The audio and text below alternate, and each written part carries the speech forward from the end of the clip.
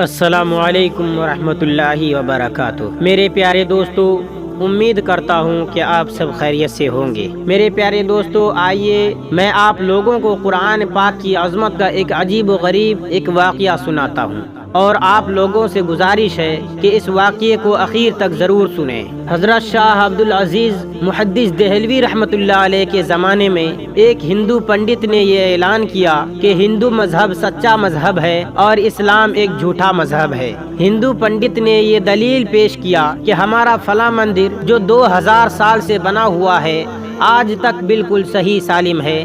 مندر کی دیواریں، کھڑکیاں، دروازے، غرض سب کچھ ویسے کے ویسے آج تک اپنی اصلی حالت میں موجود ہیں، جبکہ مسلمانوں کی مسجدیں 1 سال بھی نہیں گزرتا کہ اس کا رنگ، در و دیوار، دروازے، کھڑکیاں سب کچھ خراب ہونا شروع ہو جاتے ہیں۔ لہٰذا یہ اس بات کی دلیل ہے کہ اسلام مٹنے والا ہے اور ہندو مذہب ہمیشہ باقی رہنے والا ہے۔ وہاں پہ موجود مسلمانوں کی اکثریت اس پروپیگنڈا کا جواب دینے میں ناکام رہی، اور اس کی وجہ سے بہت سے لوگ شش و پنے میں مبتلا ہو گئے کہ اس پروپیگنڈا کا روک تھام کیسے کیا جائے۔ اتنے میں حضرت شاہ عبدالعزیز دہلوی رحمۃ اللہ علیہ اس پنڈت کے سامنے آئے اور لوگوں کے بیچ یہ اعلان کیا کہ اس ہندو پنڈت کا جواب میں دوں گا۔ پنڈت نے کہا کہ کیا جواب ہے؟ حضرت نے کہا ایسے نہیں، اسی مندر کے دروازے پر جواب دوں گا۔ ایک وقت متعین کیا گیا، پھر مقررہ وقت پر مسلمان اور ہندو سب جمع ہوئے کہ دیکھتے ہیں کیا جواب دیتے ہیں۔ حضرت شاہ عبدالعزیز مندر کے دروازے پر کھڑے ہو گئے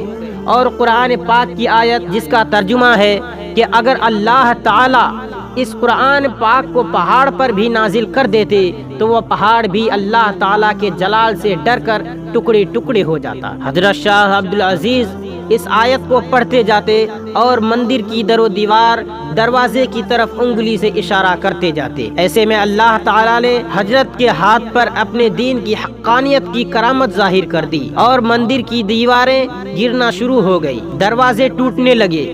مسلمانوں نے اللہ اکبر کا نعرہ لگایا۔ پنڈت جلدی سے حضرت شاہ عبدالعزیز محدث دہلوی رحمۃ اللہ علیہ کی قدموں میں گر گئے اور کہا حضرت بس کریں، لیکن حضرت آپ اس کی حقیقت تو بتا دیں کہ یہ سب کیسے ہوا۔ حضرت نے فرمایا کہ اللہ تعالیٰ قرآن مجید میں فرماتا ہے کہ قرآن اگر پہاڑ پر نازل کر دیتے تو وہ بھی اپنی جگہ نہیں ٹھہر سکتا، پھر اس مندر کی کیا مجال کہ یہ اپنی جگہ پر کھڑا رہتا۔ سبحان اللہ۔